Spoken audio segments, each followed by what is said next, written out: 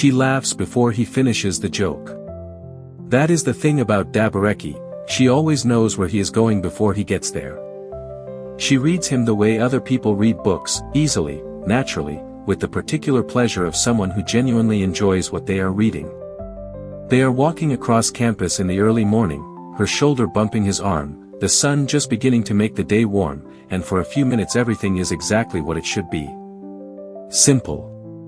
Good. Enough. So I told Maulam Musa I had a runny stomach and had to go to the hospital. Zimuzor said. And he believed you? Dabareki asked.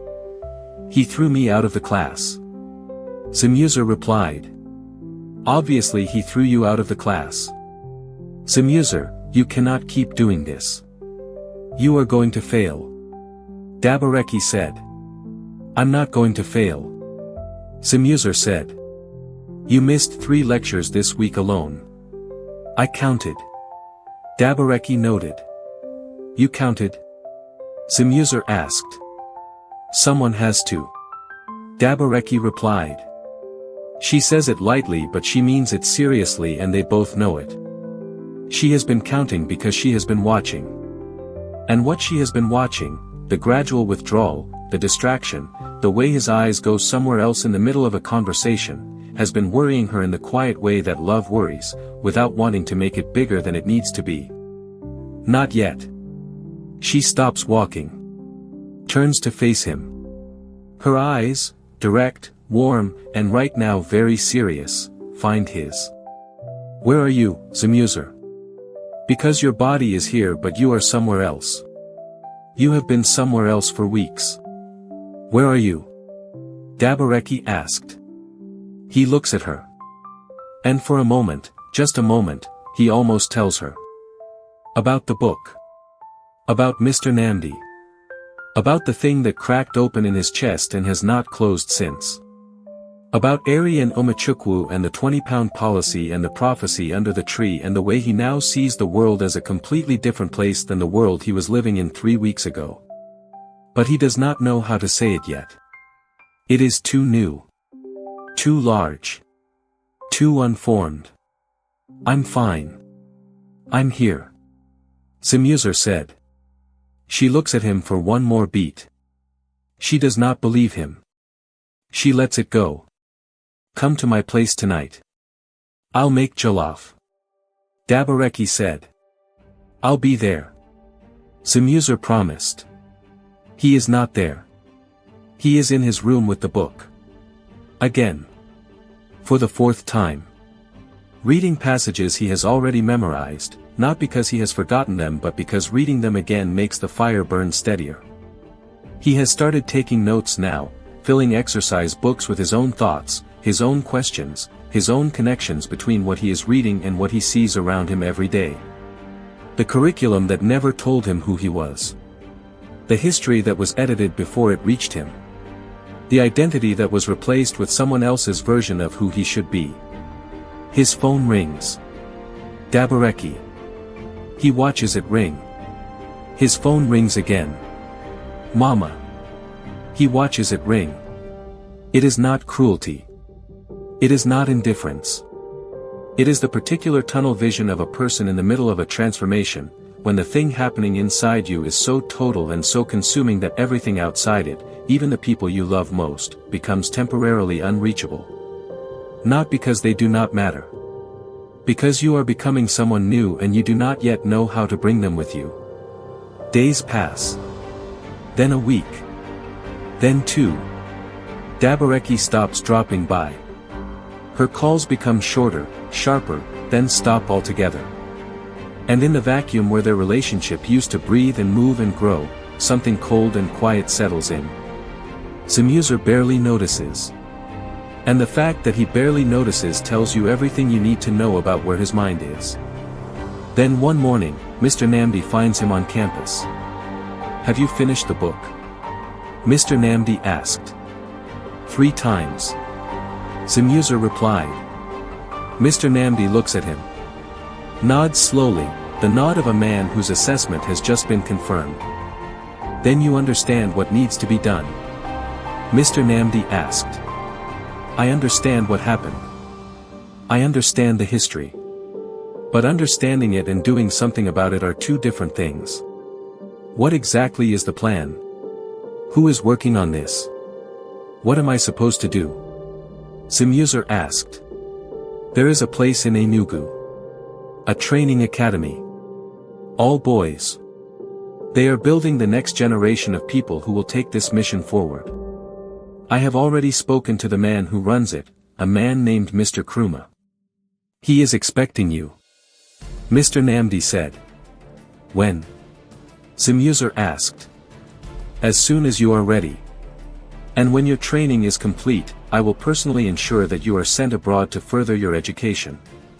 The right education. Not this. He gestures at the campus around them, the buildings, the classrooms, the entire machinery of a system designed to produce compliant workers rather than awaken people. Mr. Namdi said. You want me to drop out?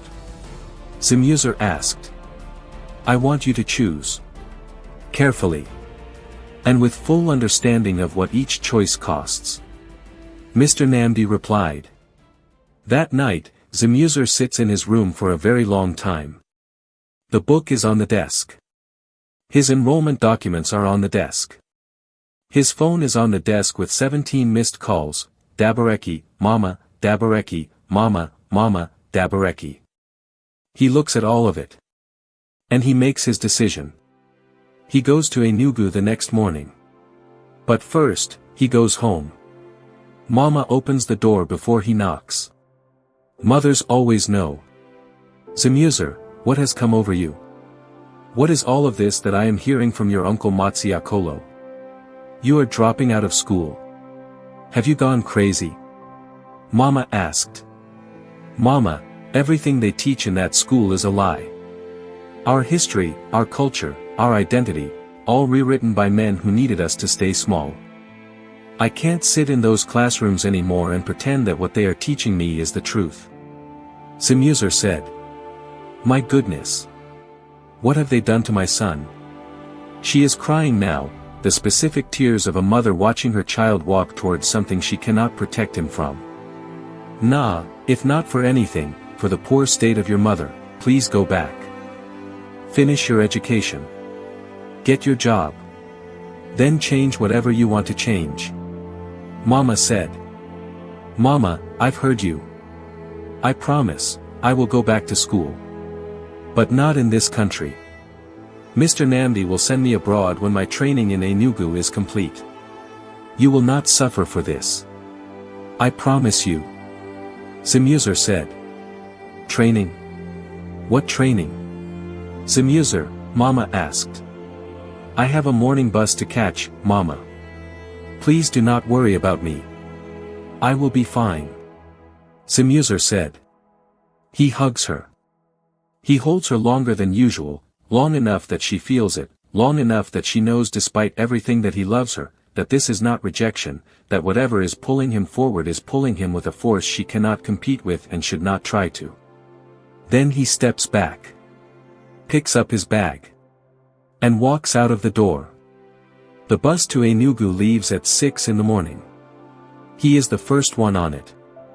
He takes the window seat and watches Enugu slowly appear on the horizon as the bus moves through the early morning landscape, the red earth, the green trees, the pale sky not yet fully committed to the day. He is 20-something years old. He has a book under his arm and a mission burning in his chest and a future that looks nothing like the one anyone planned for him. He has said goodbye to his mother and ignored 17 calls from the woman who loves him and walked away from a degree and a life that, by every conventional measure, was a perfectly good life. He does not look back. He never looks back. And somewhere in Enugu, in a small apartment that smells of EBA and pepper soup, Dabareki wakes up that same morning with a strange feeling in her stomach. She tells herself it is nothing. She tells herself it is the stress of the past few weeks, the missed calls, the jollof that went uneaten. She tells herself it is nothing. It is not nothing. Zimuzor had made his choice. He had chosen a people over a person. He had chosen history over the present moment. He had chosen a mission over a relationship, a prophecy over a future, a burning purpose over the quiet, irreplaceable warmth of a woman who counted his missed lectures because someone had to. He chose a people over a person. But the person he left behind, the woman waking up that morning with a feeling in her stomach that she is trying very hard to convince herself is nothing, was carrying his child. If this episode made your chest tight, good. Because episode 11 is where it gets heavier. Subscribe and turn on your notifications so you don't miss the moment Dabareki faces Mama G across a wooden table with nowhere to hide and no number that goes through. Drop a comment below. Do you think Zimuzor made the right choice? Can a mission ever justify what he left behind? This is one of the most important questions this story asks. Share this episode with someone who needs to sit with that question too. Like this video and help carry this story further. We will see you in episode 11.